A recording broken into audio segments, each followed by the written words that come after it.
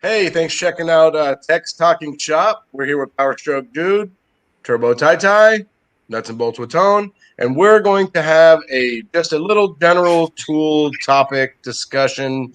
What we like, what we want, what we don't like, our wish list, whatever. This is just raw and uncut. Three of us just talking shop. So, Sweet. Tyler, What's going on? not a whole lot, man. What's happening? What do you like? What's a tool What? that you've used the most in the past week? Ooh, in the past week, flex head ratchets. Oh, I have tons of them. But I came across a quarter-inch one that I have.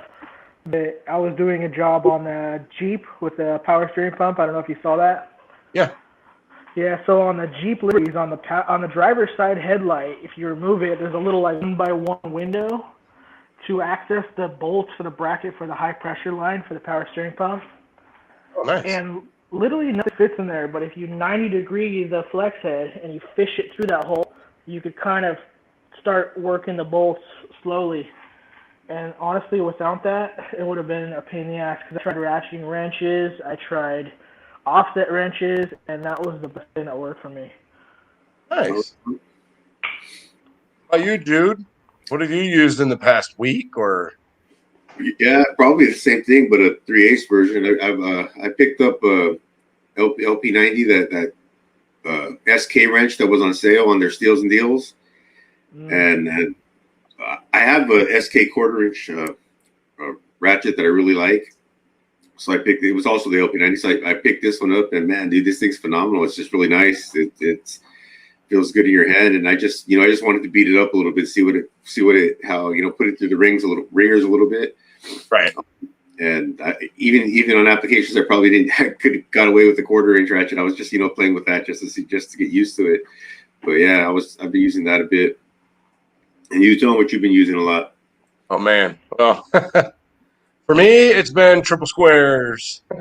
Triple Oh, squares and Oh, torques. Yeah, the Audi. That's been right. this Audi. This Audi has been just anyways, I don't wanna if you follow any of us, I'm sure you see something about this Audi, but hopefully it's going to start Monday. But anyways, it's been triple squares, and I have a rail of triple squares that I made a video about, and I have a Snap-on triple square set, and I have this. I believe the brand is Carbine. I think I bought them on Amazon on my bottom, so that way I had more access. So like I can take like a triple square that the triple square portion of it can be this big. The inside of the bolt can be this big, and the socket will only be this long. Versus my Snap-on one, the socket is this long for that Uh, size. As they oh get yeah. bigger, they get longer.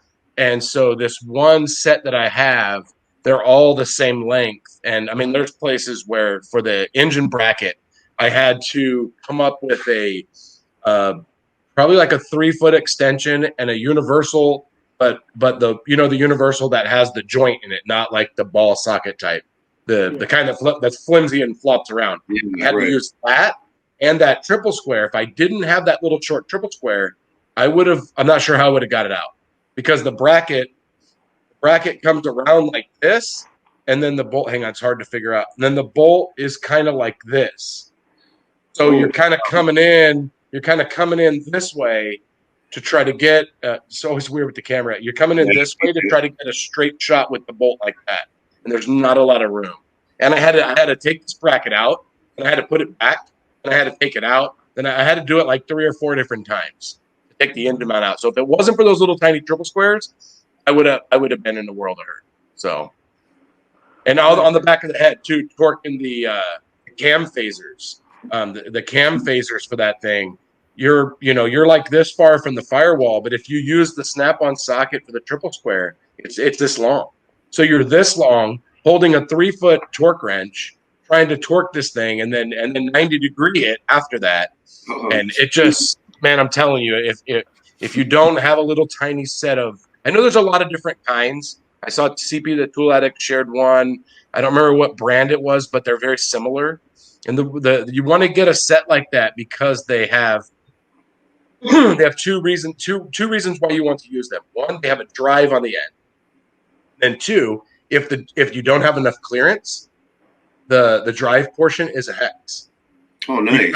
You could put a wrench on it. So I had a coworker that was doing a transmission on a Volkswagen, and the bolt was literally up against something. I don't remember what it was, but he had no clearance, and he had to use one of my sockets and a wrench to get the bolt out.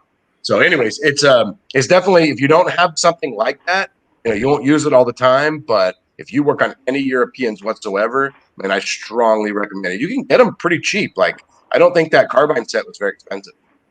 So I think, what kind of torque are you putting on them? God, the one that the phaser, man, that one was 60 Newton meters, maybe 80 Newton meters, and then 90 degrees. It was a lot. Let's put it this way: it was the engine. So the engine is locked with a bolt that's probably like a 6 millimeter thread diameter, and there's two in each head that lock down to each cams, and then there's a locking pin that goes into the crank. When you're torquing this thing on the cam, you're trying to counter hold the thing, right? And the counter hold is not working. You're just praying to God that nothing breaks. It's that much torque. That you're thinking about these little tiny bolts and this pin in the crank, and you're like, man, I really hope all this stuff holds because this is a lot of torque, like a lot. Yeah. And you torque it a lot, and then you have to go back and go 90 degrees. Thank God I have my big, really expensive Snap-on angle torque wrench, or what are they called? Torque angle torque wrenches? Yeah, check angle. I bought one of those, and I mean that thing was like probably $600 or $700, but it's worth it. I mean, if you torque diesel heads or anything that you need like a big torque, you got the leverage because it's super long, and it's Snap-on, so the accuracy is there. Obviously, you're not going to want to be torquing. Anytime I have some sort of accuracy thing, and I really need to make sure it's like really, really perfect, mostly on diesel engines, I'll use that. So. Did you get the 300 foot-pound or the 250 foot-pound Snap-on torque wrench? I think it's I'm not sure, but I got pretty sure it's the bigger one. Yeah, because there's two of them. I mean, they look identical. I unfortunately got the 250 foot-pound one. I actually don't know. I'm not sure, actually. I'll look on Monday, and I'll let you know what I got. But Phil had mentioned that he has the 300 foot-pound one. He said, and it's only like a difference of $20 or something like that. So I was like, oh, man, I didn't know that. Yeah. Well, I got whatever my Snap-on guy had on the truck. Because he came, and I was like, hey, I need this. And what's funny is, how you buy a tool, and it's usually you buy like an expensive one or something like that. You're like, I need this, hopefully soon, and then you don't ever use it, and it collects cobwebs. I bought this thing, and right away I had a torque heads on a 6.7 Cummins. So it was like perfect timing. Yeah, that was like perfect timing. Yeah. So anyways, my thing is the little tiny triple squares. There's a lot of them, but you want to make sure they have a hex on them.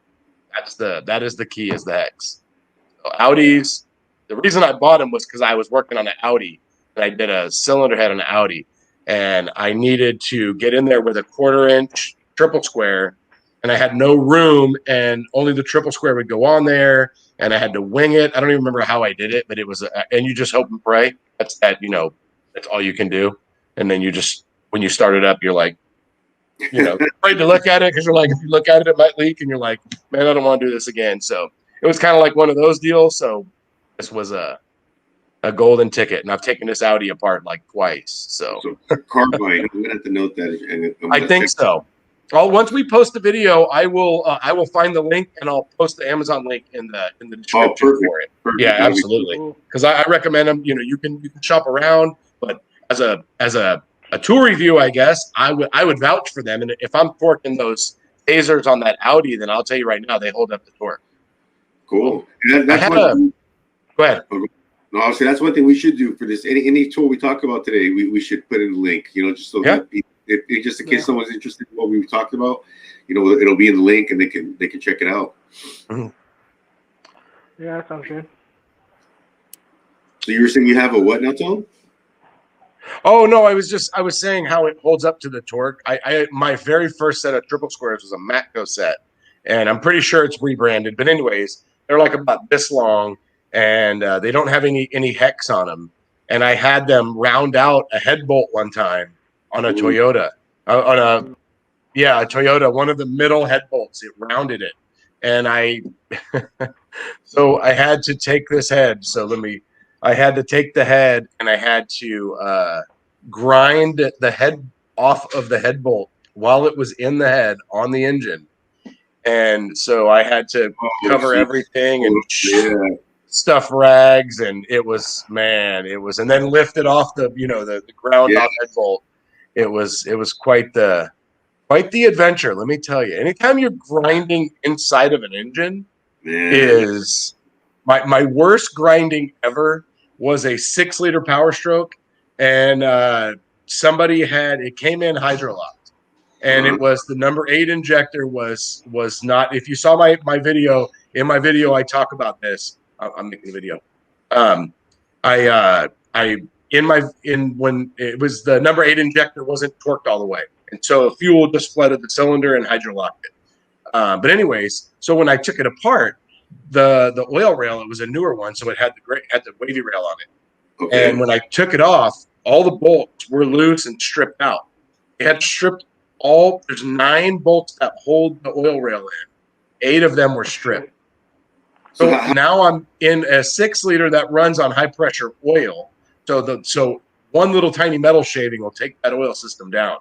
And so, oh my God, I was a nervous wreck doing that one, man. I had to helicoil 8 little tiny, and what are those things? 4 millimeter bolts. For the fasteners for the oil reel. Yeah, they're like 4 millimeter or 5 millimeter. They're little tiny suckers. Yeah, the little tiny bolts, man. Yeah, that's crazy. Maybe they're 6, but they're little. I mean, they're really little. For all 9 of them, you had helicoils? What? You put helicoils in all 9 of those? Oh, 8 of them. Or 8 of them? Oh, yeah, but hey, I got done with what's funny is it was a fleet, and their fleet shop, every time they work on one of these trucks, I always get it. And I'm always like, dude, who in the world worked on this vehicle? Like, you have to actually, the fuel injectors actually have a torque spec for a reason. Like, you have to torque them.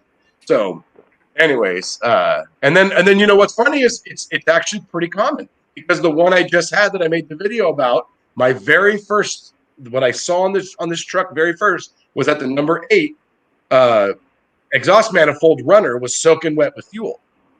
And I was like, oh, it looks like it's got a leaking injector. So as soon as I got down to repairing the high pressure oil system, I double checked the injectors. They moved at 11 foot-pounds. Supposed to be, and this is the new style. So it's what one of them. There's 2 styles, and they use 2 different Torx heads. One, I don't remember the Torx, but the Torx bolt, depending on the Torx number that you have for the socket, 45 and a 40. There you go. And the bigger one has a bigger torque spec. One of them is 24 and 27, right? 20. I think it's 24 foot-pounds and 27 foot-pounds. So the ones I had was supposed to be 27 foot-pounds, and every single bolt turned at 11. So and then you can't, when you do that, right? I mean, it's a big job to go in there. I'm not just going to torque the injector and hope and pray. So I said, hey, I need time to pull these out. So I pulled them all out, we resealed them all, and then torqued them right, and everything was fine. Truck was good. So, anyways, yeah, it's actually pretty funny how people just don't work those. So that was a mistake I made one time working on the truck. I did hit head gaskets. There was a lot of work. This is when I had my shop up in the high desert. And a lot of work was coming in and out, and I was going back and forth between jobs. You try to get the small stuff out, where you can, in and out. And the big stuff, as you can do it. And someplace or another, between me and my buddy, we got the 6.0 back together, but the passenger side, we did not torque the injectors. So we drove. It went about, I don't know, 6 miles. I mean, they were run down hand type, but not torqued. It went about 6 miles, and I got stranded on the side of the road. Had to get it towed back to the shop, and I was like, "Oh, I knew what was wrong with it." I was like, "Man, I should have double checked." Pulled out the valve cover, took everything out, resealed them, torqued them back down, and then we were good to go. But I was like, "Damn, man." It cost me another day, it was because I had to wait on the side of the road for 2 hours for a tow truck, a flatbed to come out and get me. So yeah, I made that mistake, man. Unfortunately. We've all made some sort of stupid mistake that we look back on. Oh, yeah. That's how you learn, though, right? I mean, hey, I Yeah. learned when I first started in this industry. I was working on a failed smog, and I sold an O2 sensor. It was like that AM something like that. It was a Chrysler, I think. Anyways, I was working on this thing, and it was a failed smog, and I sold an oxygen sensor. And when I got done, it was a fix, and it took me 8 hours to get it to pass smog. And another guy, luckily, I had an OG vet carburetor guy who came over and like took the top of the carburetor off, was adjusting the needles while I was driving it on the dyno. And he's sitting there hanging over it. It's a rear wheel drive, and he's hanging over the engine, sitting there watching the readings. And it took me forever. When I got done, another tech, he looked at me and he said, "Hey, man, I know it took you 8 hours to get that thing to pass smog, but I bet you'll never make that mistake again." So it's funny how, those Yeah. very costly mistakes are some of the best lessons ever learned. They are definitely, man.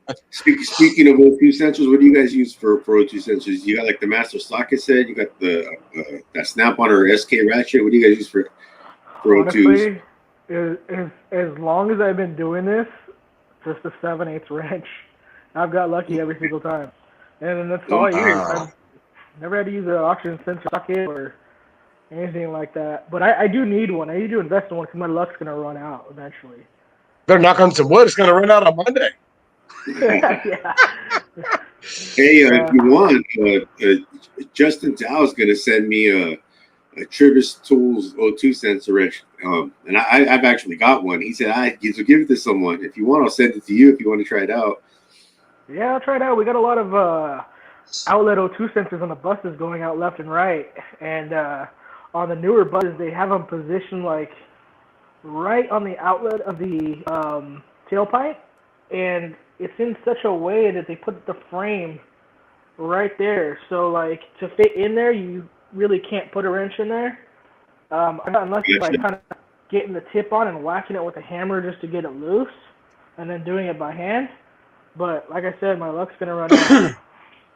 Yeah, fortunately, we're out here, man, on this side of the coast or this side of the country, man. If you were back east, man, your luck would have ran out a long time ago. Yeah, that's for sure. Yeah, you wouldn't even have that luck. Day one, that wouldn't even work for you out there. No. I use a so when you talk about that, I want to tell you one O2 sensor wrench that you should never use, and that's the really tall socket that has the big notch in it. That's what I bought first when I first started, and I don't recommend those because you're putting torque on that thing like this far away from it. And then what happens is that socket tends to turn like this. And anyway, so what I use, I have a Stinger. I think it's a Stinger master set. It has one of those. It has several other different water sensors and different sensors with different cutouts I've never used. But it comes with one that's about this tall, and it's like a flare nut, a crow's foot flare nut type of thing. And one of them is about this tall with a 3/8 drive, and then the other one's about that tall with a 1/2-inch drive. But the cool thing about the 1/2-inch drive one is that if you look at it like this, it's not just a straight square this way; it's a square this way. It's got, you can put it in two different positions, so you can put that in because a lot of times those O2 sensor sockets you put them in and you can't get a wrench on it, you can't get a ratchet, or maybe you're coming in from underneath with a wobble on it, or and then you're just having to all different kinds of ways that we have to do these. But I used those two, and then I bought a snap-on 7/8 flare nut wrench. So it's like I think it's 7/8 and inch and an eighth. You work on big stuff, Tyler. Is there any O2 sensors? Any sensors that are like that are like inch and an eighth on the big stuff? Well, maybe the exhaust back pressure sensors are in 8. That's what it is then. So it's that I was trying to figure out what because I knew it would be for a reason. They wouldn't just make an inch and an eighth flare nut wrench because nobody needs a flare nut that big. So that must be what it is. So every once in a while I have to get that out, but I mean I get pretty lucky with the wrenches, and then putting them back in. A lot of times I use like a 7/8 stubby wrench because you don't need them in super tight. Yeah, that's pretty much and that's probably the biggest problem is people put them in too tight, and then you can't get them in, and they end up breaking. So, but yeah, that's what I use. So, but the Stinger, but that Stinger set, I don't recommend that. I can put links down below of of sockets that I recommend. But that Stinger set, it's literally in a box that's like, I don't know, like probably that long and that wide, and it's got 6 or 8 sockets in it, and I used 2 of them. So it was kind of I mean, obviously it's cheaper because it wasn't Snap-on or Matco, but actually I need to stop saying that. I always say Snap-on and Matco, but lately I'm starting to learn that a lot of Matco stuff is just rebranded. I don't pay attention to the rebranded. When I see the videos of CP and a lot of the different tools, they'll talk about different tools and what's rebranded, and I don't really do a lot of research into I know things are rebranded when you look at it and you see 5 different brands and Snap-on's included, and they'll all be in the same color box, and the box will be oriented in exactly the same way, and the tools will be the exact same color, and they have a different brand stamped on them. And you're like, okay, well, it's like go to Harbor Freight and buy a ball joint set. Right? I've always said this, and I wonder what makes this how it is. So you go buy this ball joint set and you look it up, you open it up and look at where all the tools are. Look at how they're oriented in the box. Now go buy one from, I don't know, Astro Pneumatic or whatever, another company. It'll be in the same color box, exactly the same orientation, exactly the same layout, and all the tools are the same color. So I wonder how that, one of the things that I've always wondered is how that is that you have all of these different companies and they all make the same tool. Supposedly they're all different, but they're all in the same box, same cooler. I mean, how is that? I mean, I know that the actual C-clamp and the bolt that comes through, I know that there's a different quality in that because I've already broken 2 Harbor Freight ones.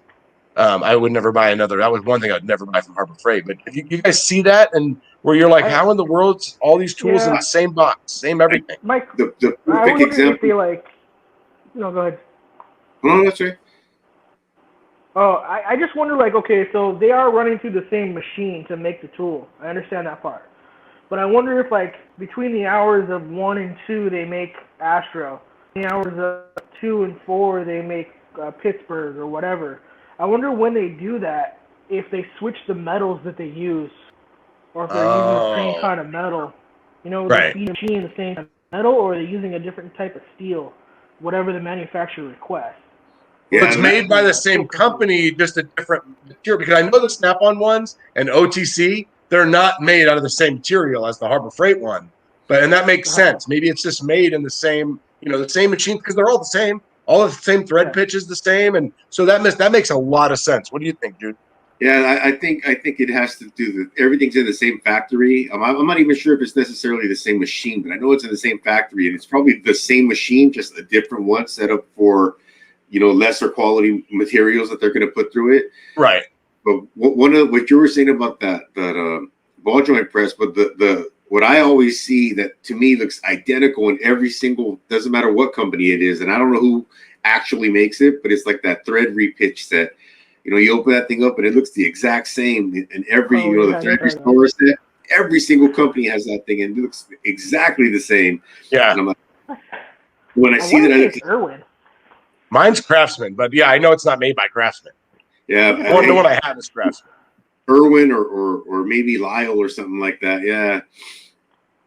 But yeah, that's crazy, man. But all you have to do is, like, for instance, I think Snap-on has those. I'm not even sure what the wrench is called, but I know it's made in Spain. I think Baco makes it for them or something like that. Yeah. You can get those online from Baco for like $40, or you can get it depending on what size you get, or you can get it off the Snap-on truck. The same size. A $40 one from Baco is like $110 from Snap-on, and it's the exact same. And even the Snap-on one has Baco on it. It's like, that's just crazy. Same with the flush sets too. Yeah, the flush cuts. Yeah, exactly. Flush cuts it blows my mind a tool name, and I know I like Snap-on, but still, man, I wouldn't buy those from Snap-on. I'm like, that's just crazy. If I know where I can get it. Or those E-Red neck lights.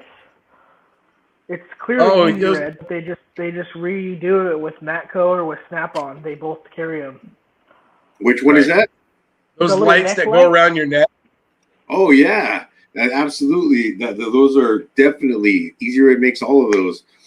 And what's cool is they made the best one for themselves, because the Snap-on and the Macro one has the little power pack on the back of your neck where it gets all hot, and then the Easy Red, they charge each individually, but it's one charger that has like a split wire to go to both of them, and the on and off is on the light itself, instead of having the heat pack or the battery right on the back of your neck. Well, and then plus you don't have that in the back. So I have like the power pack is like, I have a Steelman Pro headlamp. That was my first one I had, and it has a power pack right in the back. So anytime you have to lay on your back on a creeper, you're like fighting it, right?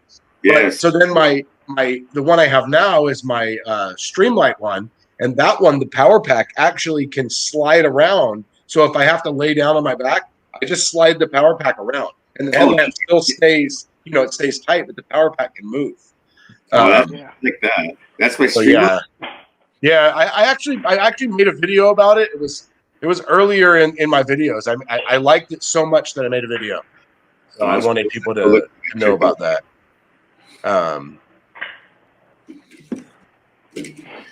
Excuse me.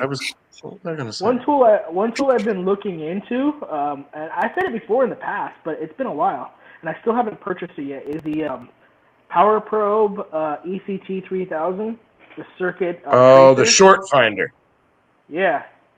So I was working on a bus last week. It came with a battery charge, no charge light on. So one of the techs was working on it, and I asked him if he needed some help. He's like, "Yeah, give me a hand." So we're checking, fuses and everything like that. Well, it has a 250 amp big ass blade fuse on the side of the alternator. That has a window on it. You could see it clearly, and it looks good. It tested good. And then it has a small, like 25 amp regular mini fuse on the side, and that was good. So we had power from alternator all the way to the main connector into the cooling fan on the side of the bus, electric cooling fan pack. So we had power to there, but we had no power from there to the module. So I'm like, it's just a solid bolt and nut connector from like a picture of battery cable going up, just a lug connector. And I snugged it up a little bit. It didn't change. Still had no power to the module. So we're like, what? Like, how are we just losing power? And anyways, we were tracing wires, pretty much for a good, it seemed like 2 hours. And then all of a sudden, one of the other techs walks by, and he goes, "Oh, did you check the fuse?" And he grabs that same 200 feet fuse, and as soon as he touches it, we get power for a second. I'm checking it with a power probe, right? I go, "What did you just do right now?" And he goes, "Oh, I just grabbed the fuse." I go, "Do it again." So he wiggles it, and we get intermittent power coming in and out. I'm like, "Oh, shit." So I was like, "Oh, pull off the fuse." So we pulled off the fuse, and on the underside of the fuse, it was barely making a connection. So it wasn't melted, it was just broke. And it was barely hanging on, so if you moved it, it would make contact and power the circuit. But we would have saved a lot of time tracing circuit if we would have just had that tool. I have the older one. I don't have the newer one. And the older one, the cool thing about it is that I use it the most. So and you're talking about one where it's got the box that tells you if it's open or shorted, and then it has another box that you can run up and down the wiring, right, to find the short. Okay, so the older version is what I have. It's pretty much the same thing. The good thing about it is I just talked to somebody on Friday about this. Is when you plug it in, it'll tell you flat out if you have an open or a short. So when I bought it, I used it on a the old GMs, how they have the spider fuel assembly inside the intake manifold. Okay, so we had put one in this van, and a couple months later it came back as a no start, and it had no power. The PCM fuse was popped, and you put a new one in, it would pop, and you're like, well, crap, this is a bummer because I can't do anything because it's shorted like bad. And so with the power probe thing, I was able to plug it in to the hot side of the fuse, because you take the fuse out and you plug it into the hot side of the fuse, and it will tell you short or open, and it would say short. And so then you run this one, the little box didn't help me because in a van, all the wiring is all compact. And so nothing's spread out like in a truck, where the wire would run the length of the engine, and go around in a van. It's just kind of all right there. And so it doesn't really do you any good when the wiring is all in a pile. But the good thing about what? Because it'll go off and you're really still. It's like, well, Exactly. All the wires are right here. Because you're like going over here and it's like beep. You're going over here, it's beep. You're like, wait, this doesn't make sense. And that's finally how I figured out that box wasn't working. But the tool's great. And the cool thing about it too is that, and I'm sure the newer one comes with the same thing, but the older one, it comes with 2 or 3 different bulb connectors. So you have like the 3144s, or I can't remember the numbers, 7444, something like that, where you've got the different types of connections for the bulbs. So if you had a shorted bulb for, wiring in the trunk or whatever, and you could take the bulb out and just plug that in, and then that would tell you if you had a short or not. Oh, that's cool. So it works really good for that too. So it's definitely a good tool. And PowerProbe is it. But my only advice, and I said this on Friday, so your little box that you do the tracing with, it takes AAA batteries. I'm sure it's like the old one. Okay, don't leave them in it, because it's one of those tools that, and I always say this, one of those tools that it's like you love to have it, because if you need it, you have to have it. Yeah. But if you don't have it, it sucks. So sometimes you may not use it for 5 years. Well, batteries don't like, so take the batteries out. So mine, if you open up my case, you open it up and there's just batteries laying in there because I use it, I take them out. It's kind of like my temp gun. You have those little like pistol grip temp guns. I don't use them a lot of times because like radiator hoses, they're misleading. Radiator hoses and heater hoses, they're misleading. You could check the temperature and you're like, I don't know. And then you're like, wait, hang on, put this thing away. And you reach down there and you grab the lower hose and you're like, oh, the lower hose is cold. Okay. That's the temp was not telling me that. Or heater hoses. Go try to find a plug heater core and use a temp gun. It's not going to really tell you anything. Like it'll tell you like temperature difference, but I mean, what does 30 degrees feel like? Do you know what that feels like? No. So go grab one hose. Is it hot? Grab the other one. Is it cold or lukewarm? Or you have a better feel with your hands. And so the same thing happened with that. I open it up and it's all corroded, and then you're like trying to clean the battery surfaces and hoping you can clean it out enough to to still use it. But that's what my advice is. Don't leave the batteries in it. Take them out. You won't use it that often, but you'll be thankful that you own it when you need it. That's a good tip. Yeah. I just realized when I was telling you guys that issue with the bus, I said no charge light on it. It wasn't a no charge light on it. It was an engine overheating light. So engine overheating, and we the tech was like, I don't understand why this thing is overheating. And I go, well, the electric cooling fan's working. And he's like, I thought they were. And I go, no, like if they're not working, like you tell, because they make a lot of noise. And sure enough, they weren't working, and that was the issue. I don't know why I got no charge light. I don't know why I said that. Oh, okay. I figured you were talking about something with the cooling fans, because you said that you got the power to the cooling fan. Yeah. But then after that, there was none. Those are hard though. I know we're talking about tools, but I'll tell you right now, anytime that you have something that's barely hanging on, it's kind of like you can test it all day long and it'll have voltage, it'll ohm out, it'll everything, because it's still connected, right? You have 500 little wires, and if one's connected, you have resistance, you have everything, but amperage can't pass through it or whatever. Those are always, like, I would say that one of not the trickiest, but it is a very tricky thing to figure out. Yeah, I would say it's probably absolutely one of the trickiest things. When like you have a broken wire, it's only one or two strands are still there. Like you said, man, it's gonna ohm out, right? You're gonna get your continuity, but it's like, damn, you're right. It can't carry the amperage anymore. So, but when you're testing it, usually you're testing everything with stuff off. Trying to, but yeah, so those are a tough one, man. And then the computer's not even going to see a problem with that. They're going to send out a signal. It's going to pass through because it doesn't need much, because nothing's working, right? So if you're just trying to say, you send a signal through to the component, does it pass through the component like it's supposed to? Yeah. Does it return? Yeah, because there's no amperage behind it. It's not pushing a load. Just a little quick little boop, boop. Okay, everything's cool, and the computer doesn't even see a problem with it. So those are rough. Those are definitely getting a lot of those lately. What do you guys think about those magnetic tool like trays? They're not like trays; they're like flexible mats, and people like put them on their box. Oh, the grip mats. Yeah, yeah. Oh no! You're talking about. I know exactly what you're talking Oh, about. you're talking about diagnostic Dennis had on his. Did you see that he had on his toolbox? I saw Autobahn Dan post one like yesterday. Okay, is it But flat? yeah, it's flat, yeah. But you can roll it Okay, up if you want to. right. And you can Yeah, roll up tools in it, right? You can roll up yeah, stuff into it. Yeah. yeah. Huh. I've got a flat magnetic mat from ARES. I got it on Amazon. It doesn't roll. I just have it stuck to the side of my toolbox. But man, that thing is, oh, it's legit, man. When I first got it, I did a video, like kind of a tool haul. This was probably 6 months ago or something like that, maybe 8 months ago.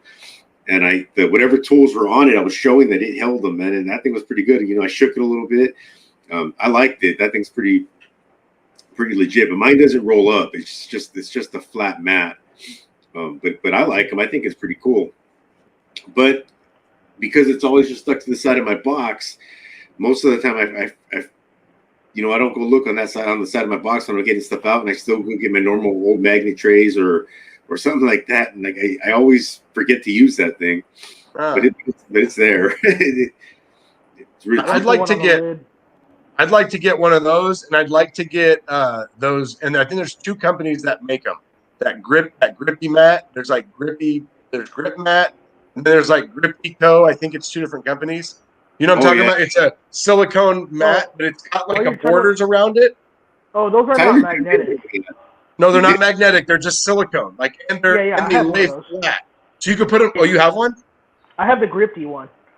Do you like it? I love it. Yeah. I want to get one of those, and then that magnetic tray would be cool. The magnetic one. But I've always wanted to get one of those grippy mats. They're worth whatever it, man. . Yeah, I got the medium size one. It's only like $25. And yeah, you can just like throw all your sockets and ratchets in there, and then just roll it up and move it back to wherever you're going. If you're going from one side of the vehicle to the other. Oh, nice. It's just convenient. Yeah, I want to get. I definitely. That's on my list. That and then that flat magnetic thing would be really nice. So. I saw the video where you cleaned it up. Oh yeah. Didn't you do it? Yeah, you oh yeah. Yeah, they clean up really easy. Just I use mine in the solvent tank because over here we don't actually have solvent. We just have like dish soap and water pretty much. But yeah, I just hot water and dish soap with the brush, and it just wipes right off.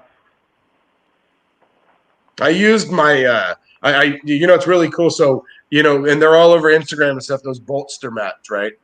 And so I've had one for a while, and I did a video on it because it was really cool. Like the concept of it was really neat. I made a video about it. I thought, man, but it all depends on what you're doing, right? So like if I'm doing, because stuff has to be in reality. If you're a flat rate guy, you're doing stuff as quickly as you can, right? So if I'm pulling stuff out and they're all the same, they're all going in one mashed potato bin or one magnetic tray or whatever, Dustin Dow was talking about how many magnetic trays he has. I was like, I know I have like 5 mashed potato buckets. I have, some butter dishes and, that's what I use. Oh, and the little Easter egg dyeing ones. I have a bunch of those, But anyway, so on this Audi, though, on the timing cover, all the bolts are different and they go all around in a weird pattern.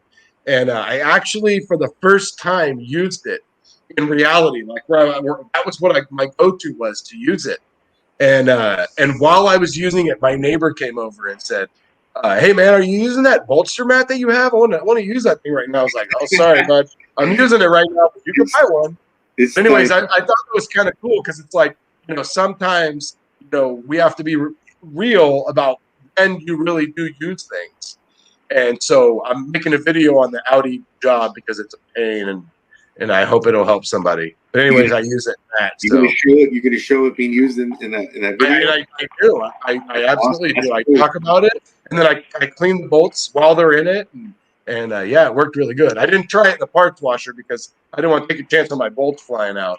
Because our parts washer is really tall, and it's all those bolts would be in the bottom of the parts washer if I used it in there. But I was able to spray it with the brake clean. So. It's pretty much the same, I think, material as like the grip mats and the Grippies. It's just a flexible silicone, really like industrial strength silicone.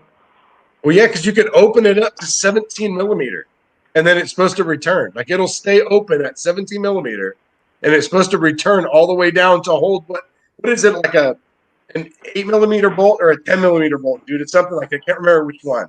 It's the, I think you can get an 8mm bolt in there. Yeah. One of them you can put it in there, but it doesn't hold it. It would fall out if you flip it upside down. Well, if you go to the very edge of the bolster, it's almost just like slits as opposed to the regular size bolt holes. It's like a slit, so you can put it'll hold them. Okay. It's I've got one. Yeah, that was really cool. It was one of those things that, like I say, there's some tools that that we use all the time, and then there's those tools that you look at and you're just like, okay, cool. Well, I'm gonna need to use you one day, and when I need you, I'm gonna be thankful that I have you. So that's how it was with the Gripty. For the longest time, I was so hesitant on buying it. I'm like, really, a little tray, I'm gonna spend $25 for it. Like, am I gonna use it? And the more I saw people using it and posting about it, I'm like, I'm gonna try it. So I just got one, and now I use it for almost every job. Well, you got the other one you were talking about, or Tone was talking about, the grip mat. Man, it's like the exact same thing, but it's like $40 more. It's like they're really proud of that one, man. So which one do you have, Tyler? I have the Gripty one, and okay, so there's a little story behind that. I had actually hit them both up on Instagram, and I asked the same question. I asked them, like, hey, what makes your product different than the other? And GripMat never responded. Like, it's like, to hell with you, we're not going to answer your question. Gripty responded right away. Gripty responded with, we use a good quality silicone, blah, blah, blah, this and that. And they're like, are you interested? We'll give you 10% off. I'll give you a code. And I'm like, you know what? Like, just for reaching out and actually answering my question and actually giving a shit, yeah, I'll buy one right now. So I bought one. And cool. I love it. They have great customer service. I can message them anytime, and they'll message me back.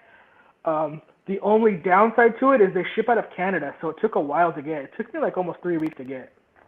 Oh, well, but you know what though? But you touched on the key points for me is the customer service and how much they stand behind their product, or how they respond to you. That says a lot. To me, that's like really important. I would rather buy from a company that it has like that. They treat you like they care about you. You actually matter. You're not just a pea in a bag of peas. You know what I mean? Like everybody matters, and that's important to me. Because I'm gonna spend money on tools. I want it to be the company that actually cares, unless the tool that like I just buy them because they're the only ones that have it. And we need it, but you know what I mean. And that's what's cool about a lot of these tool companies that they're not. It's a tool company, but they're not mass producing everything. like Snap-on or even Capri. They don't have everything, but they have a lot of stuff now. But they're specializing in something. The Gripty. What's the other one we just said? Bolster, because they have great customer service too. Even that Travis company, man, they've got pretty good customer service. And I think these smaller companies that are just getting started with, especially with like one or two things that they're specializing in, they have to have good customer service, because otherwise, what are people going to do? They're going to be like, these guys don't. They're not a good company to work with. They don't even answer your questions. They don't do anything, So customer service, I think these companies know that. And even though I said Capri is a really good customer service company, man. There's a girl that works in their customer service office named Isabel, who, man, if you message her right now, it's 12 o'clock on a we're all in California. It's 12 o'clock on a Sunday, man. 8:30 in the morning tomorrow, you'll have an email back, man. Promise you, or a phone call even. She'll even call you and leave her direct line. I'm making a video, dude.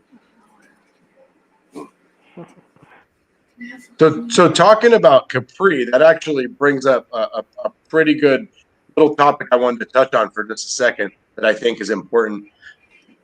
So to me, what's important to me in a tool is a company that stands behind their tool, and it doesn't matter.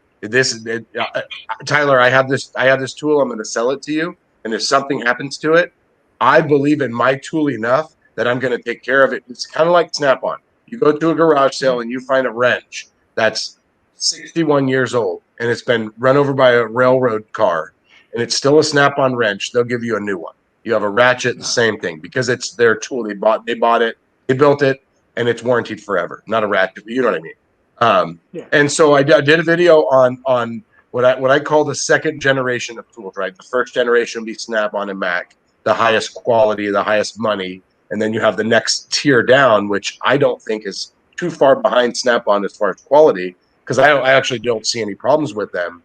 And it sparked a huge comment train about all kinds of different brands that are good, that stand behind their warranties, that are, people were just really chiming in on all these companies that make really good products. That was awesome because I hadn't heard of a lot of them. So it opened up doors for me to look into all these other tools, as well as people that watched my video that were like, okay, here were the tool brands I talked about. These are the ones I know about. And so somebody mentioned Gray Pneumatic. And I know Davion has said to me multiple times that's one of his favorite impact companies.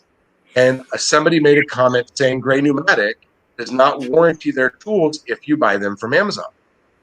And I thought, and I actually responded with, that's crazy. I don't believe that. I'm going to have to go look it up. And I looked it up, and sure enough, in their clause, they don't warranty if you buy the tool from Amazon, Craigslist. Those are the only two I remember. But I was talking to my coworker about it, and I was like, you know what? If they build a tool, so then why do they sell them on Amazon? exactly. So if I'm Gray Pneumatic and I build a tool and I sell it to Amazon, I'm obviously making some money on it, selling it to Amazon, or I wouldn't sell it to Amazon, right? Even if maybe you're making less money selling it to Amazon because maybe they're buying it in such a larger quantity that they're buying it cheaper, right, to get a cheaper rate. But it doesn't matter. You're still making money on it. But then at the bottom line, what was the very first thing I said?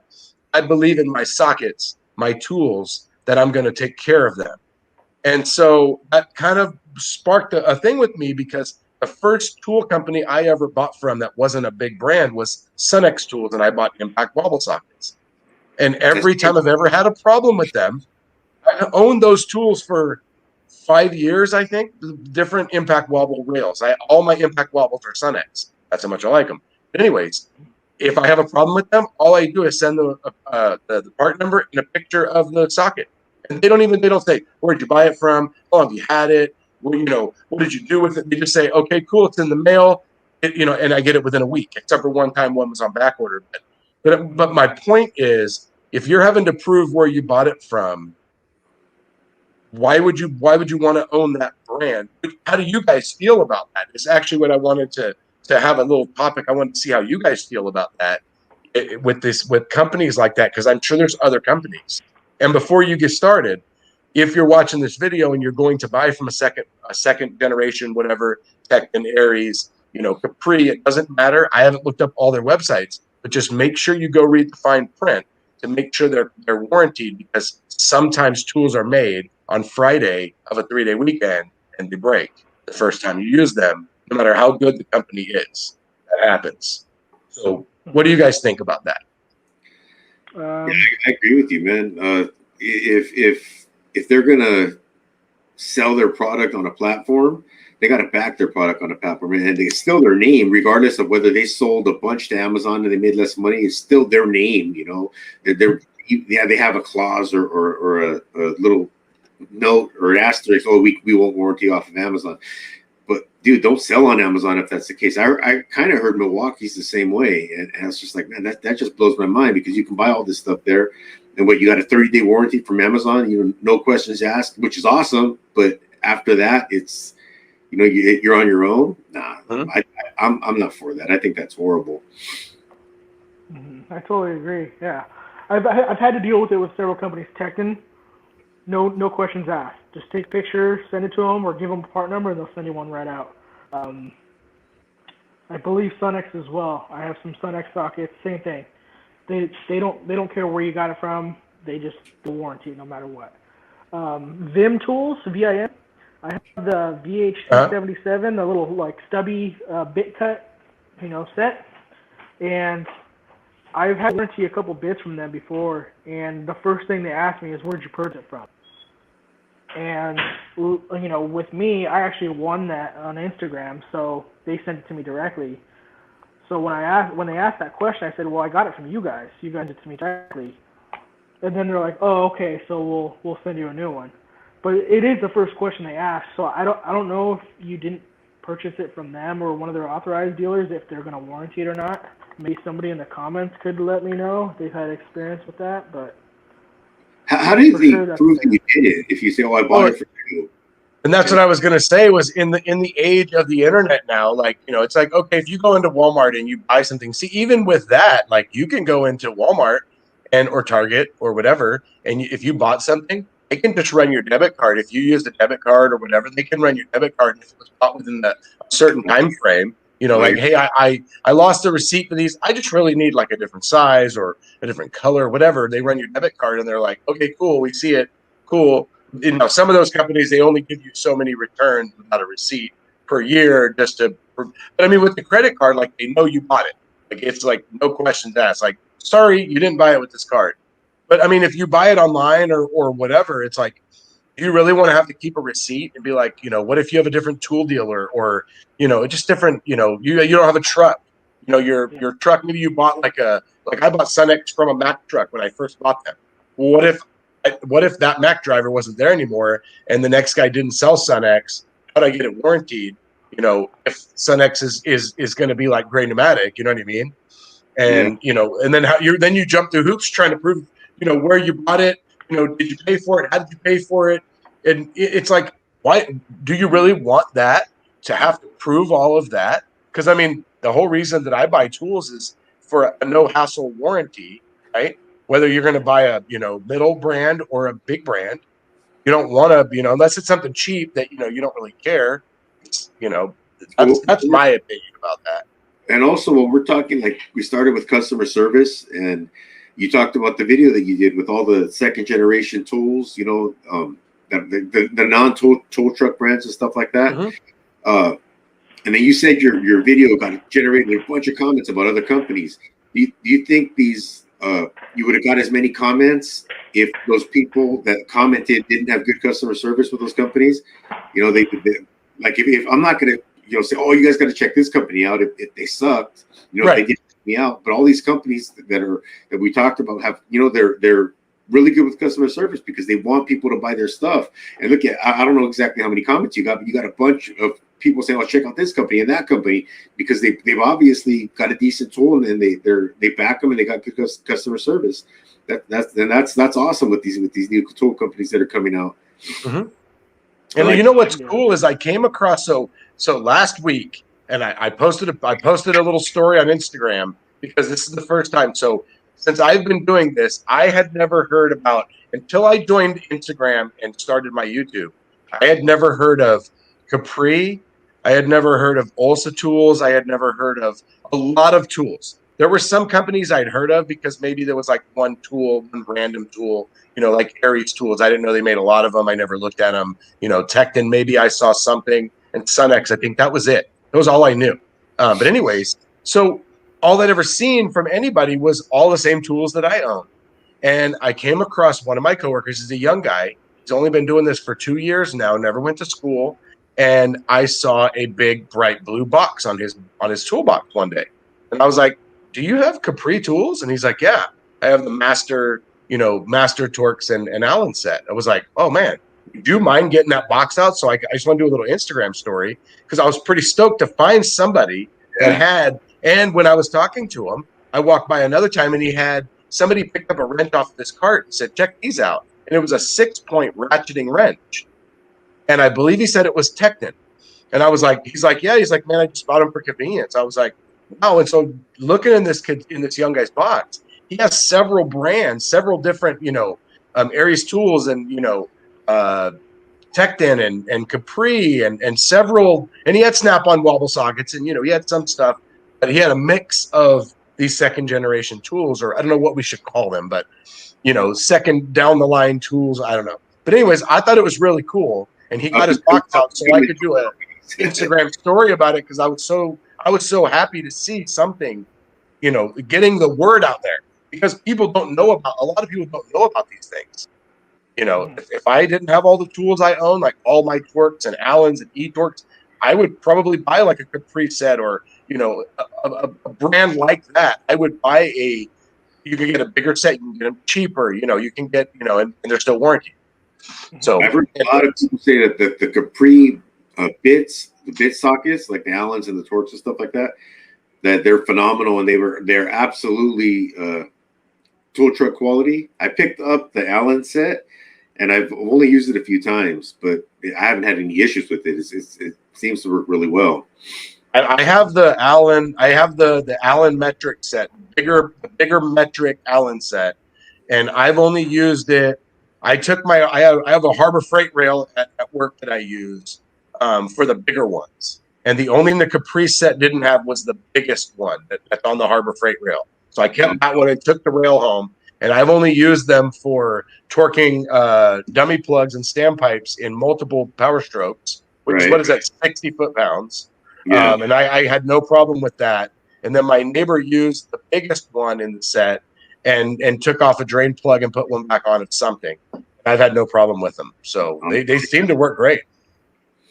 Yeah, I have a Capri offset wrenches, the box end, and I've had no problem here. I mean, they've been the quality on them initially. Like when I first pulled them out of the box, I'm like, no way! I paid $100 for this whole set. Like this is just too good of a deal. And so I started using them, and I put some torque on them, and they have like almost zero flex. Which wow! What's that? Which wrenches are these? The box and offset wrenches. Oh, okay. Box. Okay. Yeah. Oh, yeah, I've seen those. That's the those look really nice. I was thinking about getting those because my offset wrenches are I don't use offset wrenches a whole lot. In fact, I only use a couple of them, and it's actually very seldom that I use them. And I've gotten by with the Harbor Freight Pittsburgh ones, but I saw the Capri ones and they were actually relatively cheap. I think when they first released it was like $75 for that 5-piece set or something like that. And they only make metric; they don't make SAE yet. Yeah. But I was like, man, I really thought about getting that, and I just said, you know what, man, I'll wait, and I haven't. But yeah, I'm glad you said that because I'll probably consider getting those. When you talk about flex and a ratcheting wrench, I have a set of gear wrenches that I bought probably over at least 10 years ago. It's like 8 through 24 millimeter but it's missing 23. And I've had these wrenches for like over 10 years. So I don't know what the teeth are, but like they have newer ones, right, with better teeth. And I saw Audubon Band did a comparison with the gear wrench showing the old style flex in their ratchet versus the new style. And that's actually, we talk about things that you need to get. One of the things I need to get is a new set of gear wrench ratcheting wrenches. But I want to get ones with a flex. The ones I have are just fixed wrenches, open on one end and a ratchet on the other. But I want to get the set that has the flex in them and it has the more teeth in them. My gear wrench. Now they're like 90 tooth. The what? 90 tooth? Yeah, they're 90 tooth now. Okay, I need to get that. I need to upgrade that. What were you going to say, Jude, about gear wrench? I have a set of gear wrench ratcheting wrenches that I got at Sears. And I remember when I got them, I had never heard of gear wrench, and I went back and forth. Do I want to try them, or should I get them? Because at the time they were cheaper than Craftsman, the price anyways. And I was like, man, what do I want to do? So I went ahead and bought the metric set, and it's no flex, a zero offset, and it's the double box. 8 on one side, 10 on the other, 12 and. Oh, that's cool. And oh man, it goes from 8 to 19. It's never slid. Not one of them has ever slipped. Not one of them has ever let me down. And I've put those things through some torture, not torture tests like trying to break them, but I mean I've absolutely used those a ton. Yeah, those first ones are nice. Yeah, I've had to have mine warranted. Probably I've had it at least warranty 5 in over 10 years, and they're in my cart, so they're my go-to wrench every single day. Unless I need like a straight up, combo wrench, but they're my go-to wrench. And like you said, put them through the test. I use them every day. Yeah, that's all awesome. the time. It looks like that all the time. They have gotten a little break because after I've had those for about, it seems like 20 years, and about maybe 8-10 years ago, I got a set of I don't know who makes them for them, but it's the Mako ratcheting, but they're not double box end. It's like a kind of it's got a soft grip handle on the back, but it's kind of like shaped like it's not like a typical wrench. It's like a circle, the whole thing, and it's a flex head. And I've used those. I started to use those because I like those a lot, but I still use those gear wrenches, and man, they're good wrenches. And I compared those old gear wrenches to a few new Capri, except the Capris aren't double box end. They're just the open on one end and box on the other, a combination wrench. And I just got I think I got an 8 and 10, a few of the same sizes just to compare them. And in the middle of a video I was doing about some cheap lights, I was taking one nut off, and I used the Macro 10, the gear wrench 10, and the Capri 10, just messing with them a little bit. And I was like, you know what, man? Obviously, this Macro one's nice. It's got a flex head, and you can tell the difference. But this brand new gear wrench, brand new Capri, and this 20-year-old gear wrench, you can't tell the difference almost. So I'm not saying Capri's bad. I'm not saying that the new gear wrench are good. I'm just saying that the old gear wrench are as good, if not better, than these new Capri. So you guys make your own decisions. Well, sometimes the cool thing is that we have options, right? So the cool thing about all these tools is I have somebody on Instagram who's asking me about flip sockets and what kinds you should get, and what kind of Torques and Allens and things like that. And I wrote him and I said, look, man, if I didn't have any tools right now, I would be looking at Tech and Capri, and a lot of my sockets would be from them. My ratchets would be from Snap-on, because I actually, and with a tool, it can do the job or not do the job, right? It either does the job and breaks, or it does the job. But then it's like, how does it feel in your hand? How do you like it? And how much are you willing to pay for that comfort? Sometimes a tool it feels really good in your hands, but you pay a lot more for it. And then sometimes there's a performance. Like I honestly can't imagine taking an identical ratchet to a Snap-on ratchet and feeling like I'm going to like the other one better than the Snap-on one. I've never come across a ratchet that I could hold in my hand and felt better than a Snap-on one, just in general, just my personal preference. I know you've seen him on your live stream, Chad. You've probably seen him in Justin Zhao's live stream. Anthony Robles. Yeah. He has Snap-on ratchets. He has some Mac ratchets. You know what he says are still his go-to? His old Stanley USA. Really? Yeah, he says that he reaches for the Stanley USA ratchets before he goes for his Snap-ons. He's like, yeah, man, dude, I love them. He said, maybe it's because I grew up with them and I got used to them. He's like, that's my go-to, Stanley USA. And I was like, wow, man, I have a couple of old Stanley USA tools, but they're by no means where they might go to anymore. But he stands by them, and he loves those things. I have two things I wanted to talk about. It was from Dave's, from One Mechanic, Uncle Dave's his tool cart video. So one is, and this is going to be crazy that we say this, is I think in his video he said that Sunex made the cart and then Mac bought the rights to make it or whatever.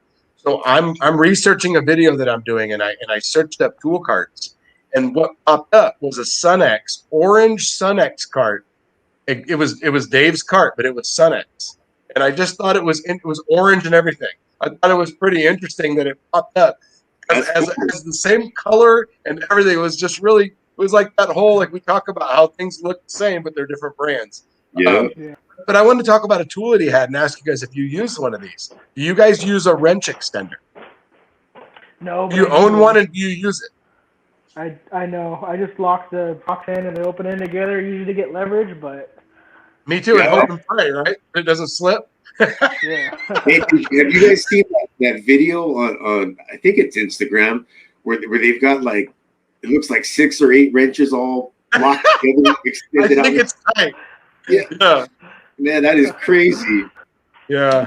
I don't use a wrench extender. The first time I ever saw that was I don't know, people started making videos on it, and it was Monster Mobile Tools, and I was trying to pick one up, but I never did. But I guess Mueller Cups makes them now, but they're kind of expensive. Mm-hmm. But if I can get my hands on one of those Monster Mobile ones, I'm absolutely going to get one. I think those things are cool. I absolutely want to use one.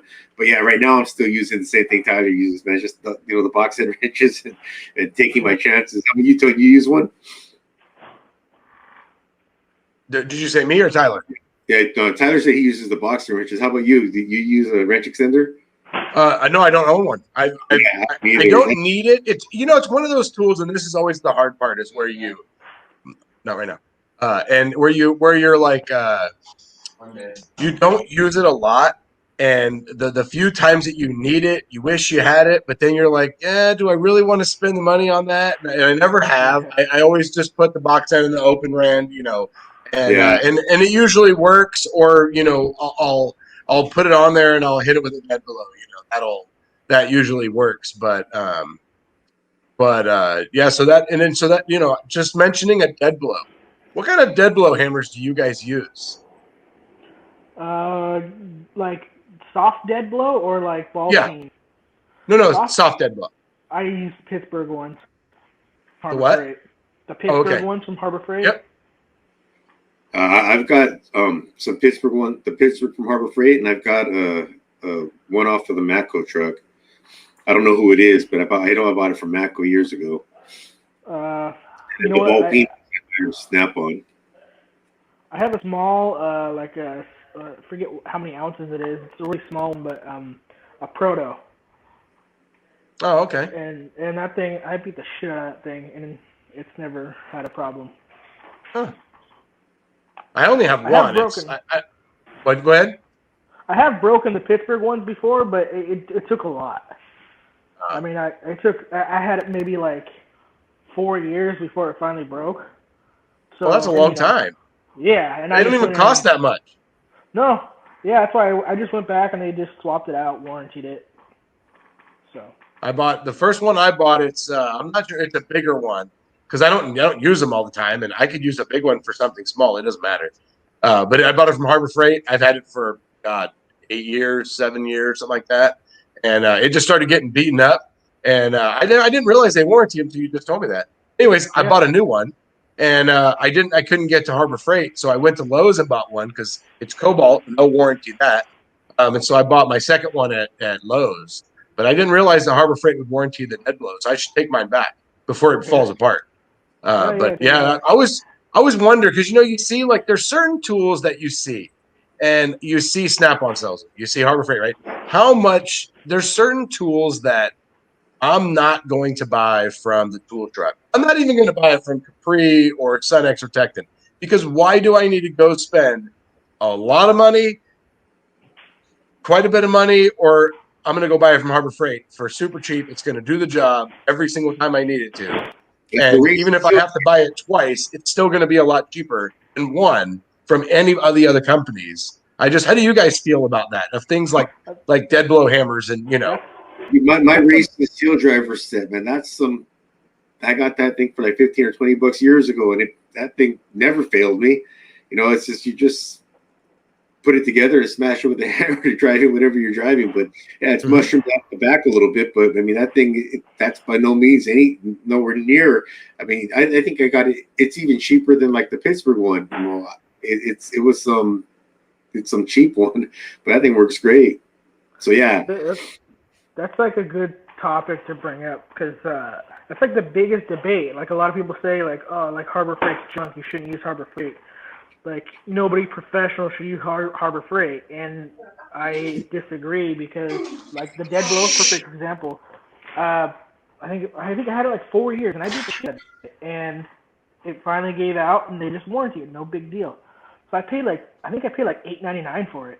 And $8.99 for the rest of my life, and I just keep replacing them. Like it's worth it. And so people say there isn't a place for Harbor Freight in the professional world, and I think there is. Absolutely. I don't think majority of my chrome sockets are Husky, and they're not the greatest fitment. They're not the greatest quality, but same thing. Like if you break it, just go to Home Depot, swap it out. No big deal. Wait, did you just tell us not to ride in the buses that you work on? Well, I mean, the majority of the time I use Impact for everything. I'm just kidding. Oh, you know what? Speaking of Impact, let me tell you something not to do. So I bought Craftsman quarter drive stuff when I was in school.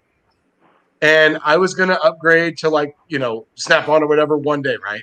But it's quarter drive.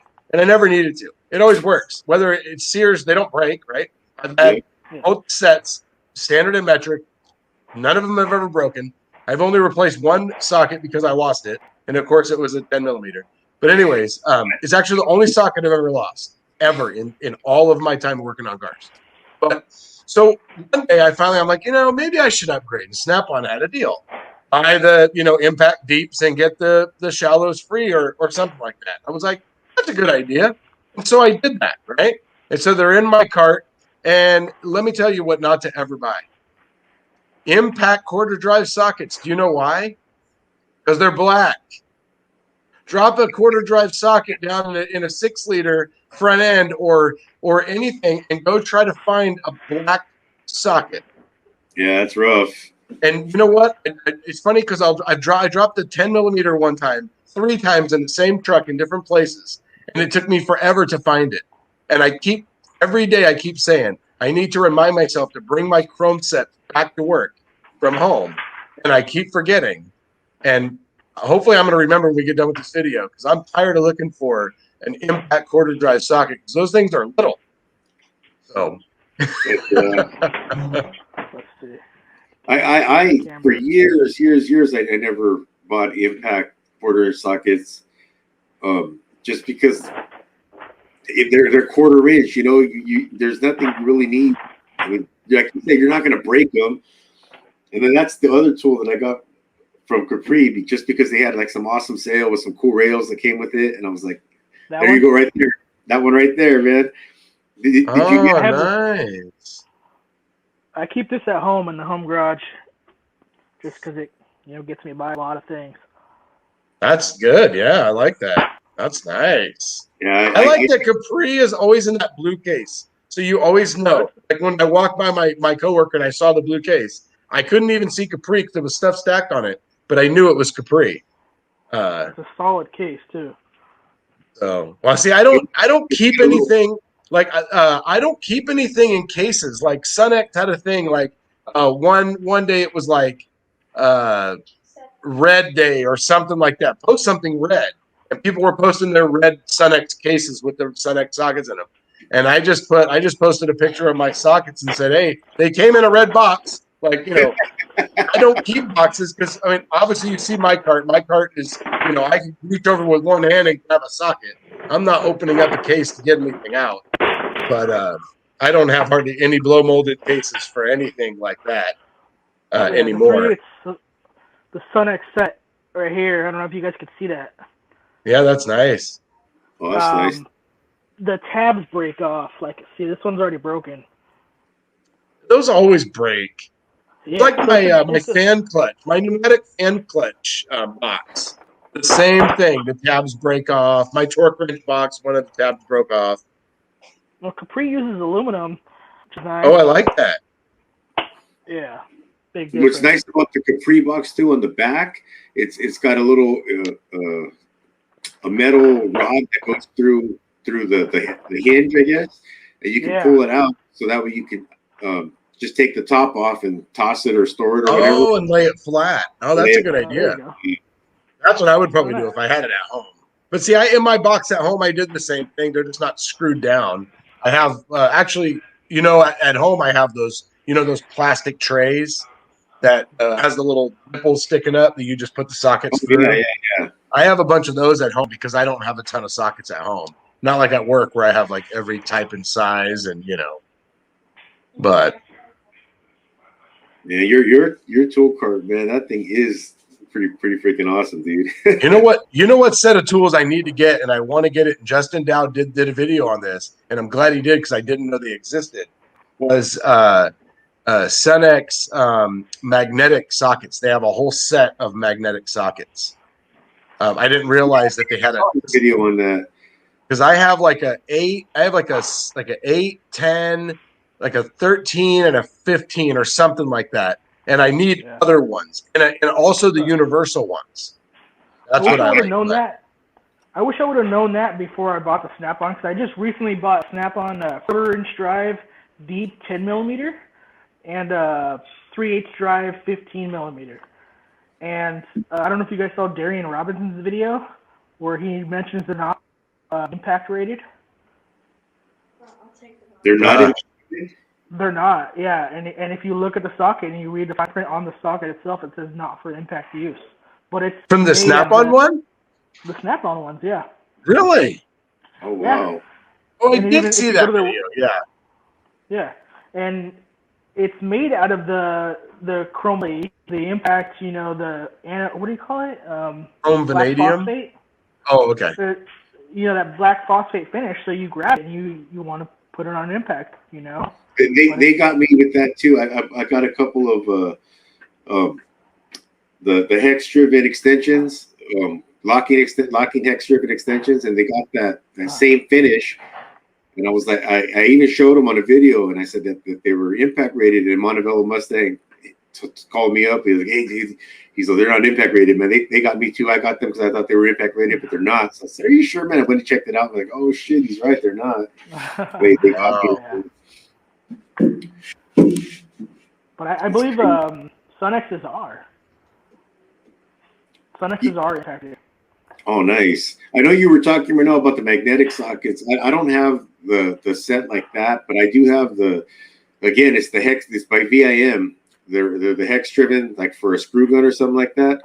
But they're nut drivers and they're magnetic. So if I have to take something out, I could throw it in a little 1/4-inch drive ratchet in a small area. Like if I'm doing a water pump on a 2.4, like the Saturn Views. Yeah, with the water pump that's in the timing cover. Yeah, it's in the thing. And you're like, please don't drop it. Please don't drop it. That's where I use those. In fact, I've got to do one of those water pumps soon. I've done a couple, but I've got to do another one soon. And so that's I'm like, oh, those are perfect, man. Those ones I can. It's a magnetic, and I can just throw it on a little, basically any kind of ratchet that's quarter-inch driven. So I got a set of those from Harbor Freight. A whole set of magnetic impact or magnetic hex driver sockets. I actually forget to use them. They're in my drawer. I just forget about them actually.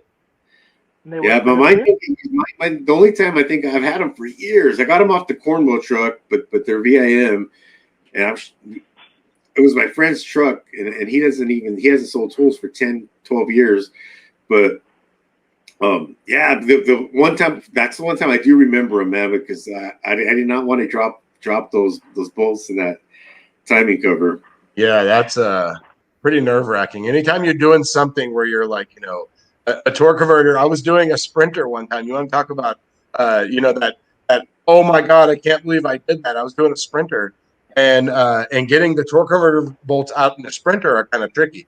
And I saw a thing that said, "Oh, there's a little plug in the top driver's side top that you could take out, and you can take the bolt out there."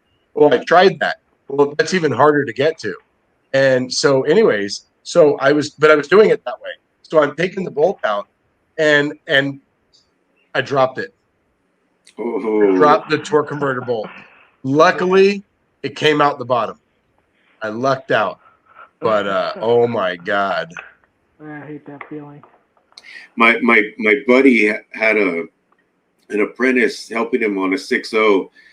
They were doing a high pressure oil pump, and he snuck the cover out without taking off the intake manifold. On a 6-liter? You talking about a high pressure pump? Yeah. And his apprentice, I don't know if he was going back. I believe he was going back together now, and he dropped, the back bolt for the cover. You have to have kind of in so you can finagle it in so it can sit.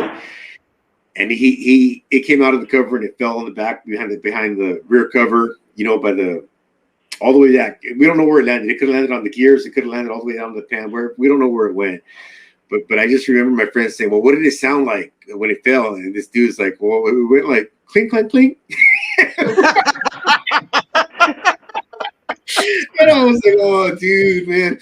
And the sad part was this was like on a Thursday, getting late in the evening. His apprentice was off Friday, Saturday, Sunday because he had some vacation time coming. So this is like the last thing that happened at the end of the day. And then his apprentice wasn't even going to be there to take it back apart.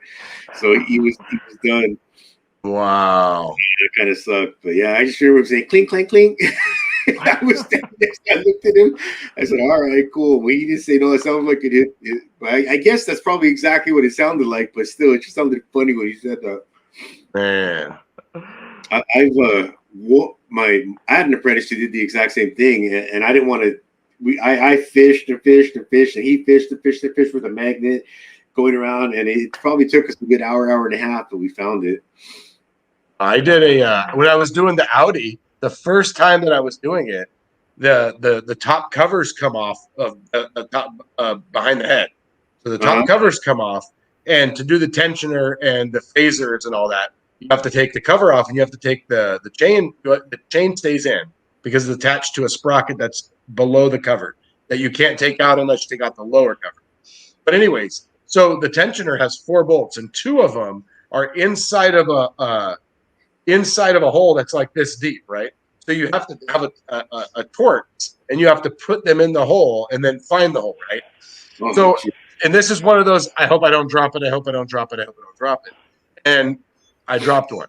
And luckily I found it. But anyway, so then I was sitting there reading the directions, right? This is, those dumb things that we do, right? I'm reading the directions. I'm trying, because I'm really trying to try to time this engine right. I'm reading the directions, and the directions say, stuff rags down in the hole so you don't drop anything down there. And I'm like, oh my God, what a moron. I didn't even think about it for some stupid reason, and it's not like I just started doing this, but it's like that slap in the face, like, really? Like, come on. But I was lucky to get it. You know what? When you talk about dropping bolts, you know what you should get if you don't have it? I saw people with this for a long time, and I never bought one. From the tool truck, where it's a really bendable, a long magnet. It's got a magnet on the end, a handle on the other, and a really bendable, whatever you want to call it. I never owned one, and I bought one a couple years ago from the tool truck. Oh my God, I can't believe I wasted that all this time. I never bought one. You could just shove that thing everywhere, and you're like, it's going along a timing chain, and then it goes down. You're like, yes, it got it. And, all I ever had was retractable magnets, and those just straight line.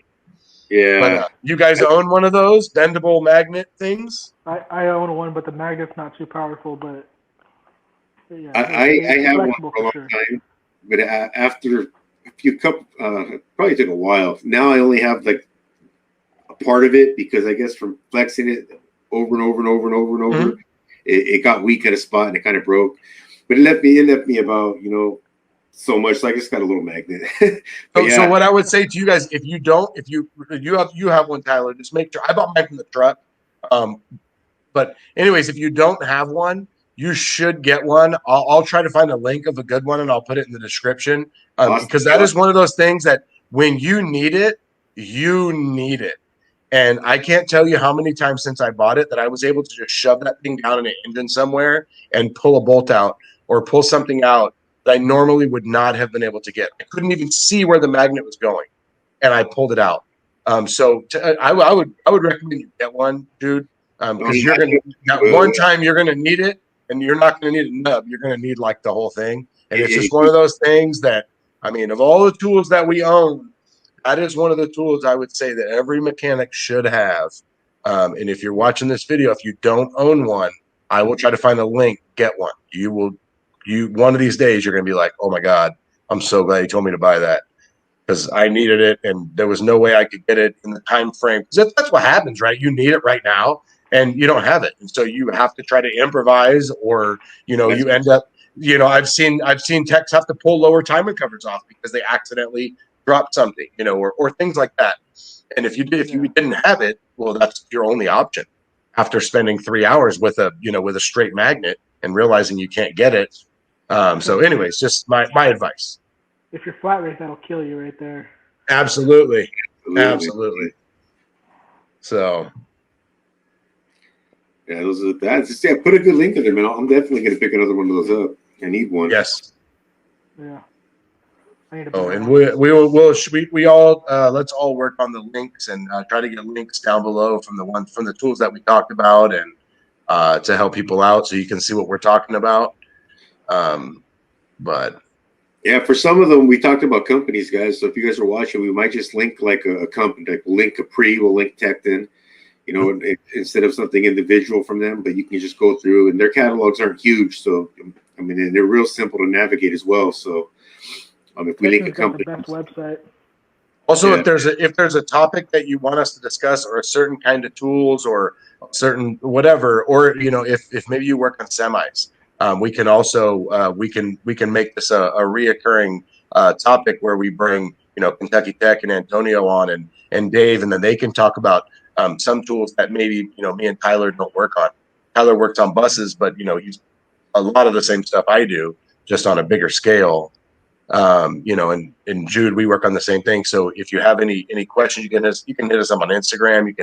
You can message in the comments below for anything future that you'd like to see us talk about, and see the diversity of our conversation. We've all got Instagrams. Our Instagrams are the same as the names you see on the bottom. It's just obviously all lowercase and no spaces. And we've all got our individual YouTube channels. Our names pretty much the way you see them as well, except I think Nuts and Bolts has his all capitalized. Well, the nuts and the bolts. That doesn't matter. Well, mine is on here. It's just Nuts and Bolts with Tone, and on Instagram it's the same, but it's the letter N instead of and with underscore. Okay. Hey, one thing I want to add before we end this thing. There's also another option too, and I'm going to use Capri as an example. So you go to Capri's website. They now give you the option to make payments instead of buying outright. Oh, awesome! So, I know what you're talking about. A firm, right? Yeah, exactly. Yeah, I'll let you. I'm not going to interrupt you. Go ahead and say what you were going to say. I'm sorry, but yeah. No, go ahead. Yeah, so now I haven't personally used it, but I have saw it on the website. I've used it. It works pretty well. It's just like it's a zero interest loan. You just say you spend, I don't know, we'll just use a round number, $300. When you check out, I think you pay a quarter of it, and then every month, they get your account information, but once a month they take out another quarter until it's paid off. And the more you spend, it's not going to necessarily be a quarter. Like if you spend 1,000, maybe they'll take out 100 a month. So they'll take out like 10%. But it's a zero interest loan. It's just like buying off a truck account on a tow truck. And, that's cool. SK does the same thing, except theirs isn't called a firm. It's called Klarna, Klarna. And theirs is, except instead of once a month, it's every other week. Basically, like on paydays, they'll take out the percentage that they're going to take out. Oh, okay. That's cool. Yeah, it's exactly like a tow truck then. No interest, right? That's why we buy stuff on the truck. No interest. I don't want Snap-on credit. I've never bought anything on Snap-on credit, so I don't want to pay interest on that stuff. Are you crazy? Yeah, I know. It's awesome because you're getting a cheaper rate for the tool itself, and then you're also getting to make payments. So if you're like a beginning mechanic just starting out, that's perfect for you.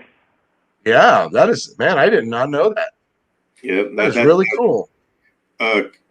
I heard that the first time from CP. He did a video on that he did it for SK. He was talking about Klarna, and then I don't know how maybe I was just on the Capri website and I saw it. And I was like, oh, that's cool. So I just wanted to try it, So I bought a few things, and that's exactly what they did. And they even tell you like, just say they're taking your payment on the 15th of every month, around the 5th or the 10th or something like that. They say, oh.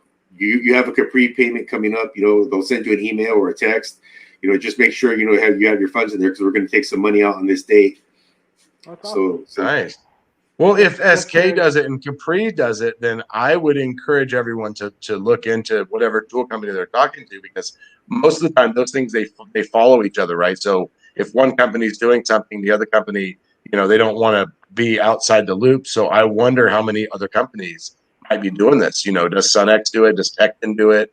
Because I know some of them offer like I know Tecton's like, if you buy something from us, you get 10% off the next time. And I know other companies do the same thing. So they want to stay, in the same, they want to be competitive, right? If Capri's offering that 0% whatever, well, then we're losing money to Capri because, well, they can't afford the sockets right now. So they're buying them from Capri.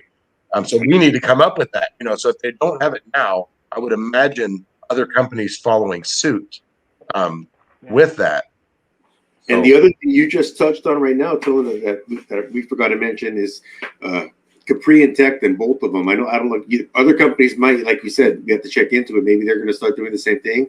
But Capri and Tecton, they give you a percentage of what you spend back as like cash rewards. So like if you spend $100, you get $10 next time towards your purchase. I think Capri calls it star points. I don't know what Tecton calls it, but it's basically like cash back. You're actually saving. It's like a 10% savings, but you pay full price now, and then your next purchase you get X amount of dollars towards your purchases. So that's actually pretty cool too. Yeah, it's like a cash rewards thing. That's cool. Another reason that we should, that how these companies are competing. So I actually talked to someone that said that they buy Tecton tools from the website from Tecton because it's cheaper than buying it from Amazon. Even the prices that Amazon gives, the percentage that you get off from Tecton. This was just one person's perspective. I've never done this personally, but they preferred to buy it from Tecton's website because the money that they got off of it or towards the next purchase or whatever was cheaper than what they were getting on Amazon. So something to look into, as we all think that Amazon is it's cheaper in a lot of aspects. That actually could be a cheaper option. That maybe not today's purchase is cheaper, but the next purchase is going to be cheaper, and the next one, and the next one. Provided that you want to continue buying from that company. So just incentives, something we don't get from the tool trucks and things like that. So cool. I'm glad we brought that up. That's really good things to let people know about. Yeah. Cool. What else we got? We covered a lot. Yeah. You guys wanna end it here? Maybe do a part 2 some other time. Yeah, absolutely. It's been fun. Tone's idea, maybe getting Kentucky Tech. We're at an hour and a half. That's cool. If we did an hour and a half today, maybe we do an hour and a half another time. That way people probably interested. But sometimes 2-3 hour videos, they're like, oh man, I can't watch the whole thing. Right, you lose interest after a certain amount of time. Yeah. All right. So we want to keep them interested. We don't want them to lose interest because then they might not want to watch the next one. Yeah, exactly. You want to keep a good, if people will log on and they're like, I love this, and then the next one they love it. I mean, if you go on and you watch like a video and you're like, okay, skim through, and then you're like, oh, the next video, but you get that one person where you like glued to it, and then you watch the next one, you're glued to it. You're gonna be more likely to watch, more and more people are gonna be excited to watch it. So I know I am. I just like to watch Tyler talk. That I watch all the videos just that.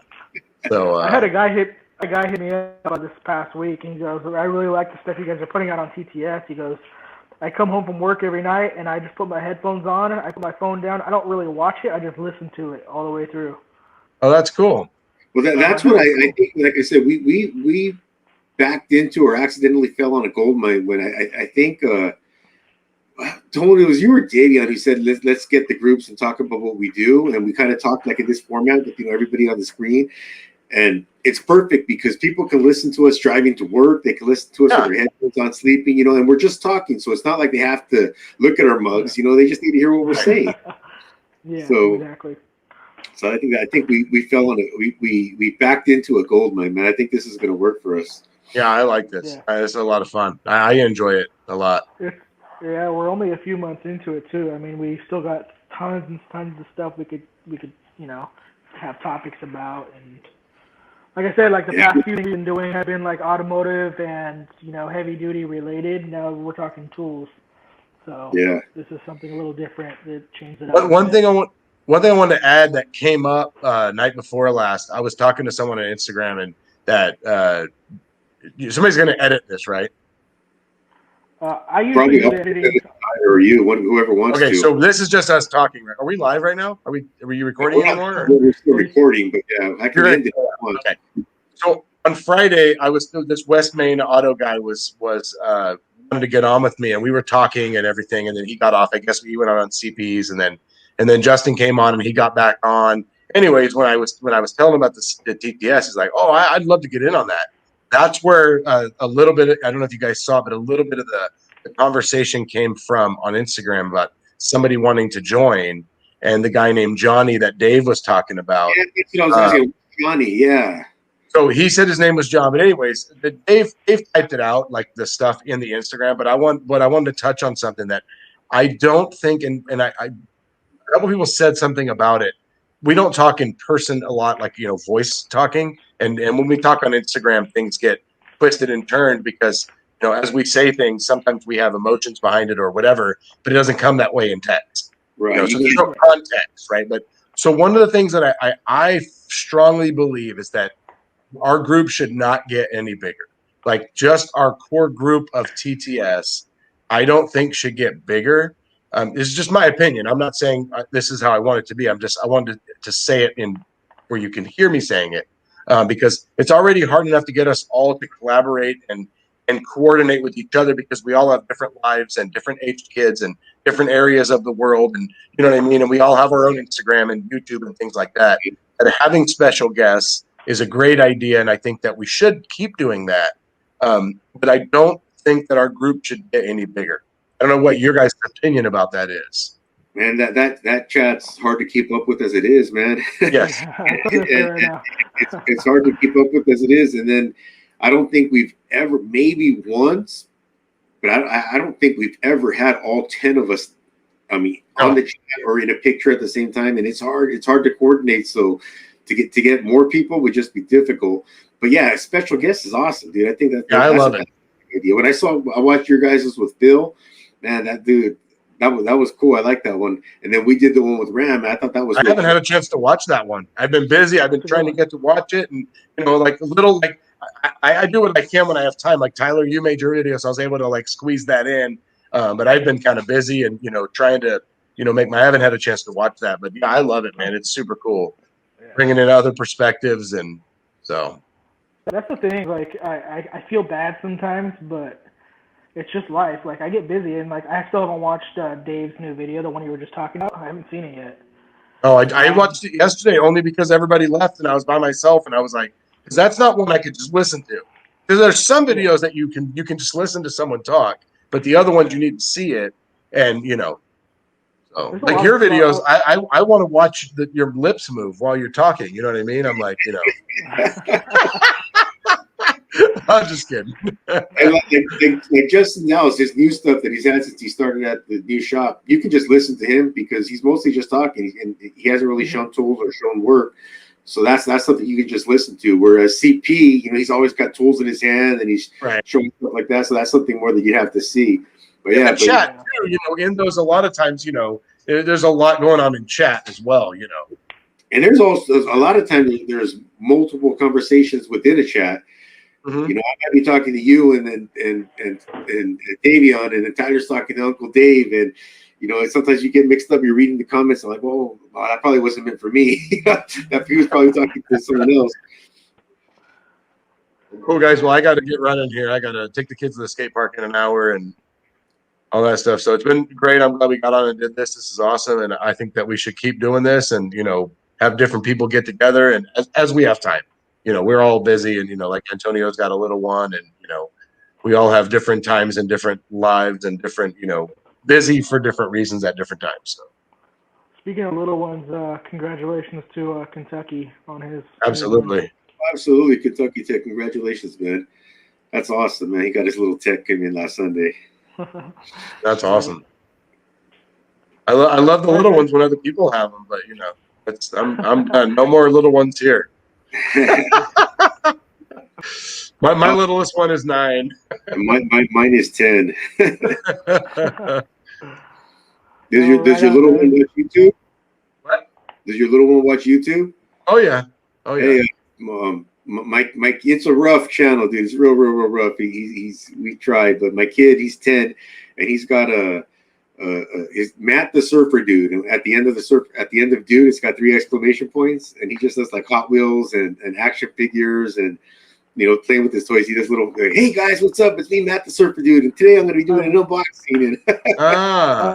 And that unboxing. Did you see that one little kid? He's like made the most money on YouTube, and he started literally just opening up toys on YouTube like crazy. I just saw someone just told me about him the other day when we were It might have been Thursday or for Friday. So I didn't know who he was, and they showed me a picture, and he's just this little kid and his mom. Is that the little Asian boy, right?